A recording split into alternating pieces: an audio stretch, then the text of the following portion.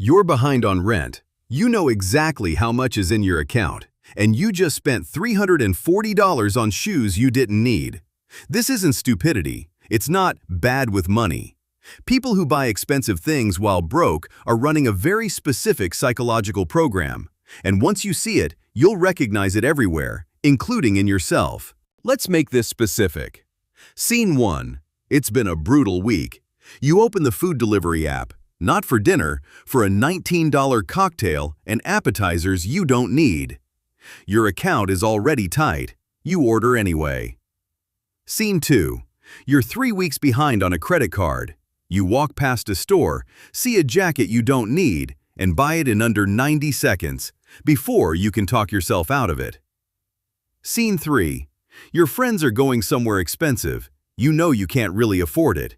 You go anyway, and you don't order the cheapest thing on the menu. You order like everyone else. Scene 4. You finance a car that costs more than you can comfortably manage, because the moment you sat in it, something in you said, "This is who I am now." Scene 5. You're saving for something that actually matters, but a $600 item goes into the cart just this once, and somehow it's always just this once. None of these are about the object, the shoes, the jacket, the car, the bag. None of it was ever really the point. Here's what nobody tells you. Buying expensive things while broke isn't about the money you have. It's about the story your brain is trying to survive. When you don't have enough, your brain doesn't just register a number, it registers a threat to your safety and just as much to your identity. "I'm broke" doesn't stay a fact about your bank account. It quietly becomes a fact about who you are. And the brain will do almost anything to interrupt a threat to identity. An expensive purchase isn't logic failing. It's a fast, physical answer to a question your nervous system is asking underneath all the math. Am I still someone who matters? That's why the purchase happens in seconds, and the regret happens hours later. They're running on two completely different systems. One is protecting you right now. The other does the accounting tomorrow. There are 6 specific ways this plays out. Once you can name the one you run, it starts to lose its grip. The first pattern, compensation. If your week was hard enough, if you work through exhaustion, through a boss who didn't notice, through bills that never stop, your brain starts keeping score. And it decides you're owed something. Not a plan, not a percentage saved, a payout, right now. The purchase isn't a decision, it's a receipt for suffering you already did. And the less control you feel over the rest of your life, the more that receipt has to be immediate and physical. Something you can hold, not something you can graph. The second pattern, borrowing an identity you don't feel you have yet. An expensive object can feel like proof. Not proof to other people, proof to yourself. The watch, the bag, the car interior says, "I am the kind of person this happens to." For a moment, the object does the identity work your bank balance can't. The debt that follows isn't the point being missed.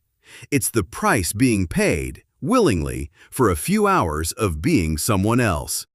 The third pattern, escaping the flatness of constant scarcity.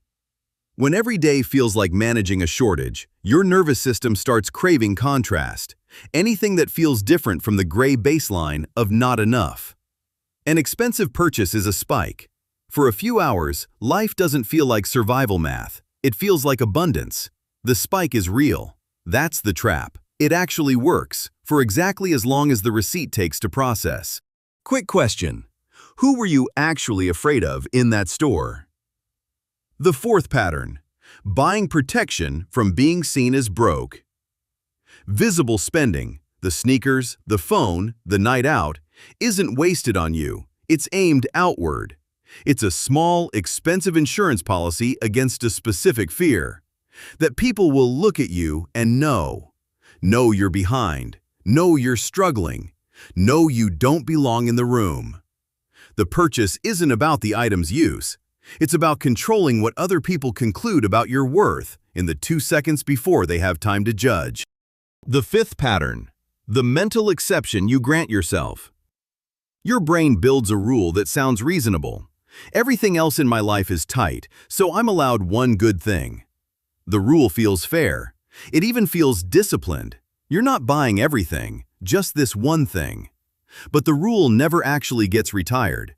It renews itself every time life feels hard again, and life, for most people carrying real financial pressure, feels hard often. So just this once becomes the most repeated purchase decision you make. The sixth pattern, betting on who you're about to become. Sometimes the expensive purchase isn't about right now at all. It's a down payment on an imagined future version of you, the one with the better job, the higher income, the life where this purchase finally makes sense. Buying it early feels like claiming that future ahead of schedule. The problem is simple and brutal. The bill arrives in the present, but the income was supposed to arrive in a future that hasn't happened yet. None of these 6 patterns make you weak, and none of them make you bad with money. They make you human, running very old, very fast systems that were built to protect status and safety, not to read a bank statement. This isn't a character flaw. It's a protection strategy your brain picked without asking you, because at some point it worked. And because you didn't choose it consciously, you can renegotiate it consciously. Here are the 2 shifts that actually change this. Not spend less, which you already know and which never works on its own. First, before a purchase like this, name the pattern out loud, even just in your head. This is compensation. This is status insurance. Naming it moves the decision from the fast system to the slow one, for just long enough to actually choose. Second, give yourself one planned version of the thing you're trying to buy impulsively. If it's the one good thing rule, put a real smaller amount aside on purpose, on a schedule, so the reward already exists before the craving shows up, instead of your only relief being an unplanned $300 decision. You're not removing the need the purchase was meeting.